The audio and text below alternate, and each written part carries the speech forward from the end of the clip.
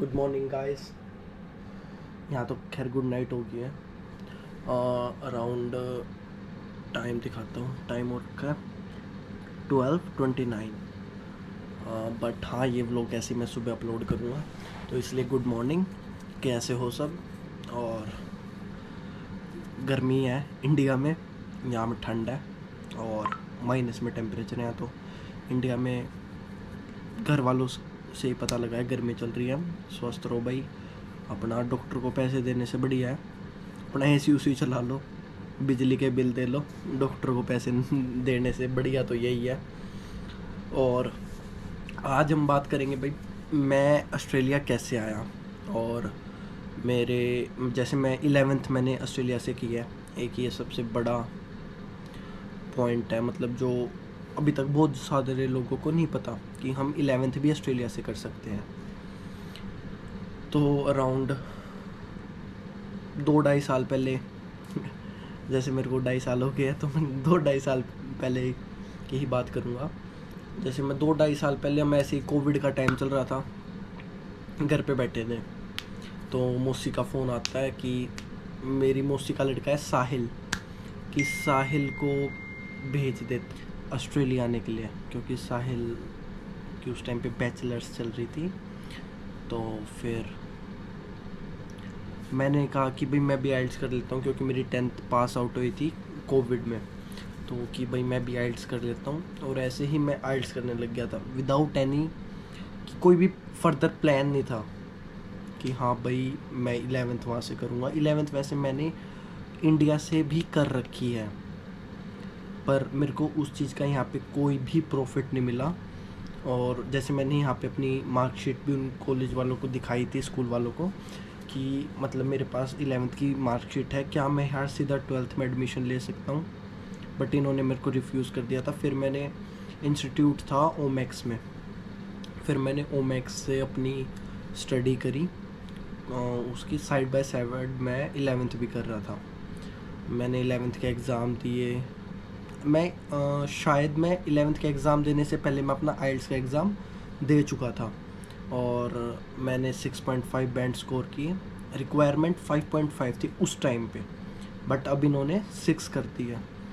तो फिर मैंने आइल्स करा। आइल्स के बाद फिर मेरी मौसी ने कहा कि तू यहाँ 11th में आ जाओ। तो फिर मैं करनाल गया, टर्निंग पॉइंट, और फिर मैं करनाल गया टर्निंग पॉइंट, और उनके साथ मेरा एक बहुत वर्स्ट एक्सपीरियंस जिसे कहते हैं मेरा वो रहा। कोई रिस्पॉन्स नहीं आ रहा। मैंने वेट करी कम से कम 1 महीने के लिए।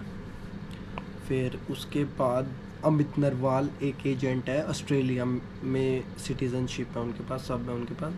वो यहाँ पे उनका ऑफिस है फ्लिंडर स्ट्रीट में, तो वो इंडिया आए हुए थे।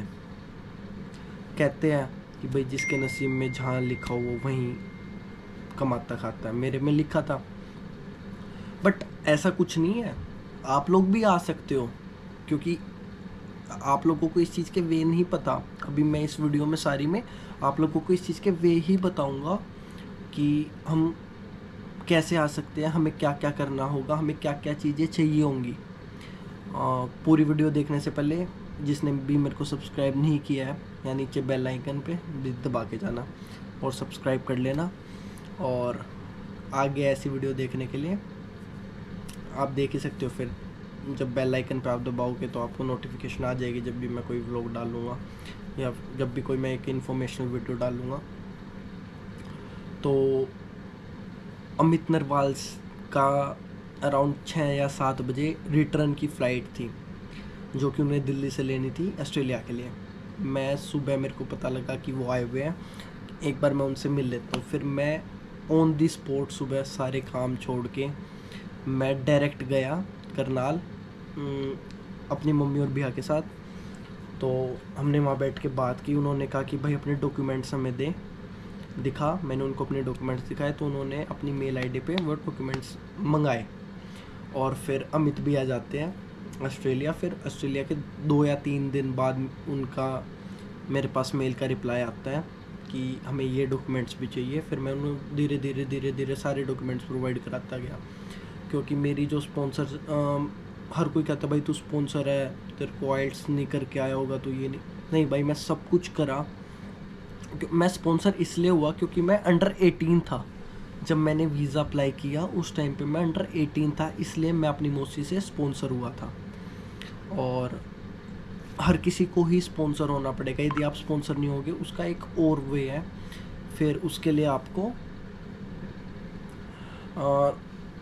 आई थिंक सो, जो अभी तक मतलब जो मेरे को पता लगा है कि आप लोगों को स्कूल में जो आपके वो होते हैं हेड टीचर होते हैं, जैसे मेरा रोब थे, तो वो आपकी वो लेते हैं, स्पॉन्सरशिप लेते हैं।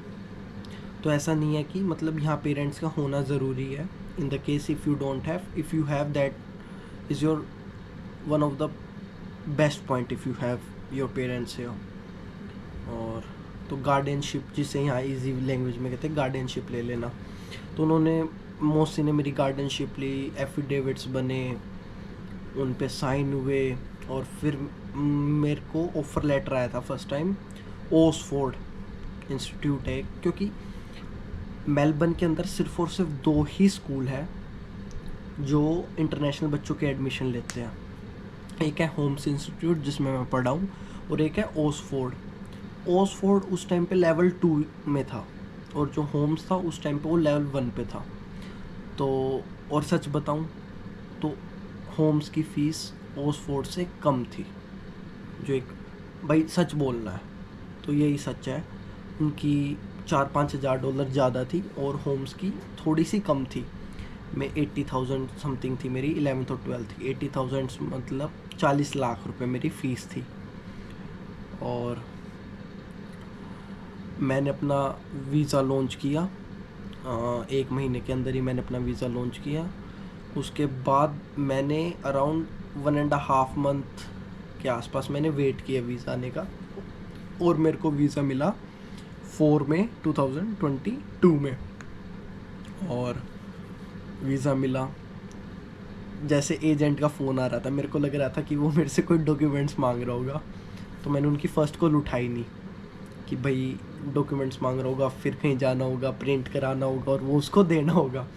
बट नहीं, ऐसा नहीं था। उनका खुशी का फ़ोन था कि भाई मिल गया तेरे को वीज़ा, आ जा जल्दी इस धरती पे, अपनी कर्म भूमि पे आ जा। तो मैंने उनकी दूसरी कॉल उठाई और उन्होंने मेरे को अराउंड 12-1 बजे का टाइम था। मैं अपनी मम्मी के फ्रेंड के घर था, ओमेक्स में ही।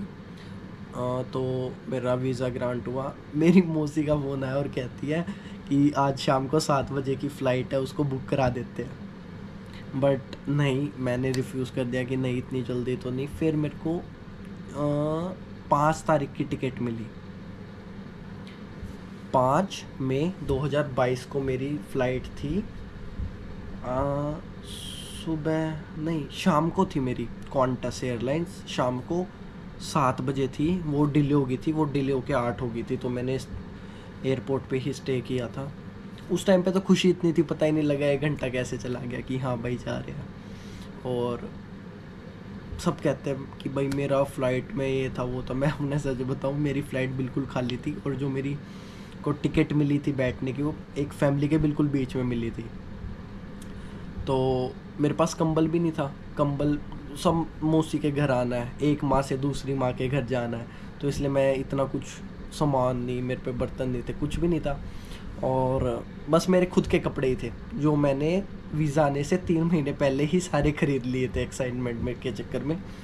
और मैं रोज़ उन टैचू को देख के ये चीज़ कहता था, यार कब आएगा वीज़ा, कब तेरे को उठाऊंगा, कब तेरे को उठा के चलूँगा। क्योंकि मैंने अपना सारा सामान वीज़ा आने से पहले ही मतलब पैक करके रख दिया था कि हाँ भाई ये स्टफ़ तो मेरे को लेके जाना ही जाना है।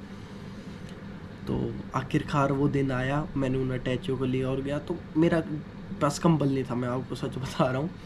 तो एक फैमिली बैठी थी, उनके बीच में मेरे को मिल गई।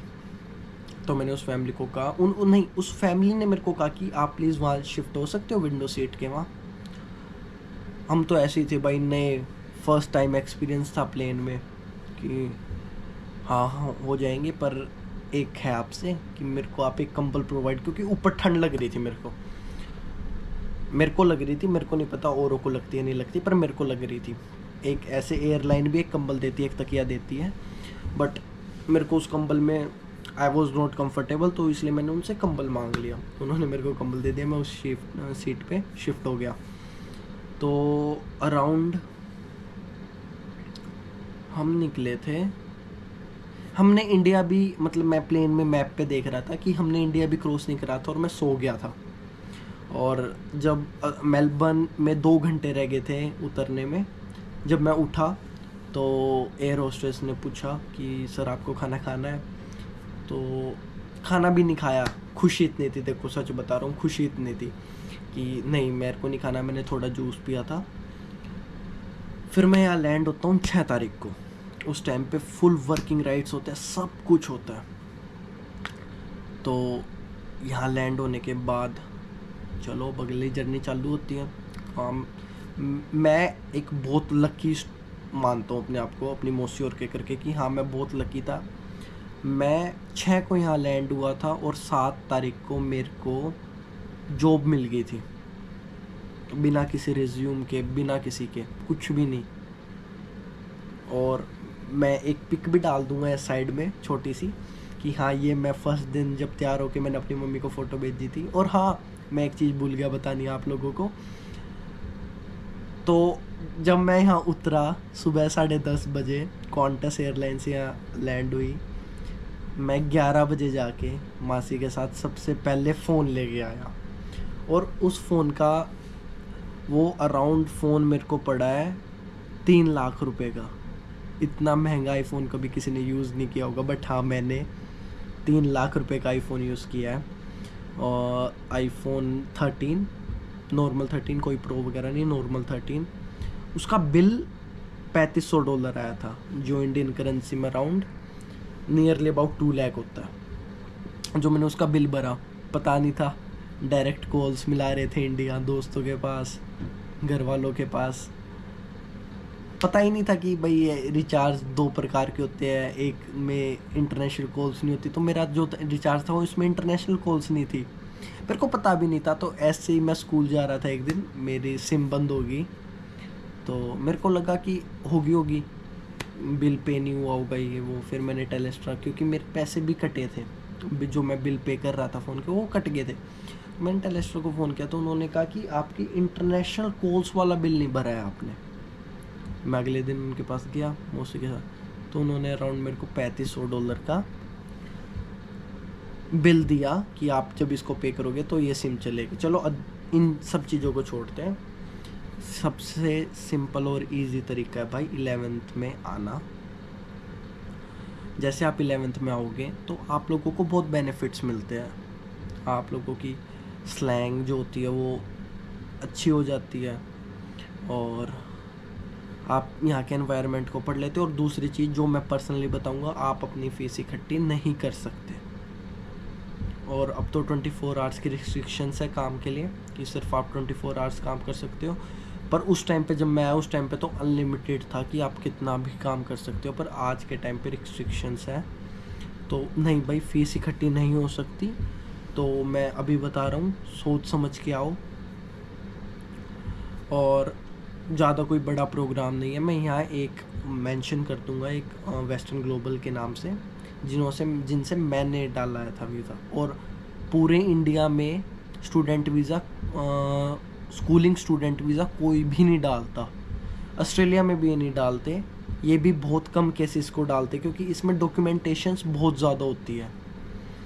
और अब जैसे नए रूल्स चेंज हुए हैं, उसकी बात हम किसी और दूसरी वीडियो में करेंगे, क्योंकि फिर ये वीडियो बहुत लंबी हो जाएगी। तो भाई ये थी मेरी छोटी सी जर्नी। और 2 साल तक मैं सोशल मीडिया से इतना कनेक्ट नहीं रहा, और अब कनेक्ट हो रहा है। देखते हैं क्या रिस्पॉन्स मिलता है सबकी तरफ से। और कोई क्वेश्चन हो तो आप मतलब मेरे को मेरे इंस्टाग्राम की आईडी पे डीएम करके पूछ सकते हो। मैं आईडी डिस्क्रिप्शन में मेंशन कर दूंगा। तो चलो मिलते हैं गाइस। मैं भी लेट ही हो गया हूँ, अराउंड 1 बजने वाला है। मेरे को भी सोना है, सुबह सैटरडे है, उठ के जॉब पे भी जाना है। तो जिसने भी सब्सक्राइब नहीं किया वो सब्सक्राइब कर देना, लाइक कमेंट एंड शेयर, और मिलते हैं गाइस जल्दी नेक्स्ट व्लॉग के साथ।